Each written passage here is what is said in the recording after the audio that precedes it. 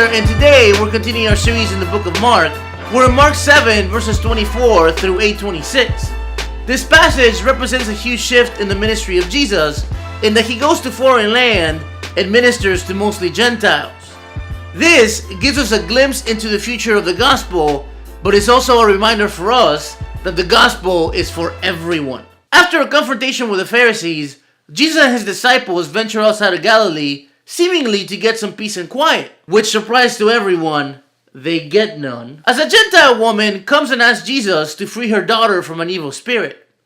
After an interesting exchange, which we cover in our podcast, Jesus at first seems reluctant to want to comply with a request, but after being impressed by the woman's faith, actually frees her daughter of the evil spirit from a distance. After this, a deaf man gets his hearing, 4,000 people get fed from a little bit of bread and some fish, and a blind man gets his sight back. All of this sounds very familiar, but what's different is the crowd. Because Jesus and his disciples are outside of Galilee, the people witnessing and being subject to Jesus' miraculous powers are more than likely Gentiles. This is a radical change because Jews were usually very closed off to the outside world and thought of God as very exclusive to them. We see this even in an exchange that Jesus has with the Pharisees while he's on this trip, in which they demand of him a sign to confirm that he's the Messiah, and Jesus tells them that he will give them none. See, the Pharisees, were the rules and their demands, make their faith very exclusive, but Jesus goes to the Gentiles and finds faith. This gives us a glimpse of the future of the gospel, in which the gospel is for everyone. We have the privilege of living in that future.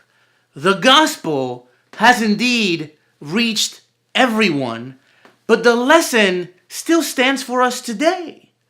See, we live in an increasingly ideologically segmented society in which people huddle around the people they agree with. In that climate, it's extremely important for us to remember that the gospel is for everyone. Whether you're conservative or liberal, whether you're for guns or against, whether you were born in this country or not, whether you like meat and potatoes or avocado and quinoa, the gospel is for everyone. Yes, it's for that guy at your workplace that you can't stand. It's for your creepy neighbor. It's for your uncle that's still in your 30s, still calls you buddy. Yes, that's annoying, but the gospel is for him too. The gospel is for that boyfriend or girlfriend that broke your heart. The gospel is for everyone. Thank God that the gospel is for everyone.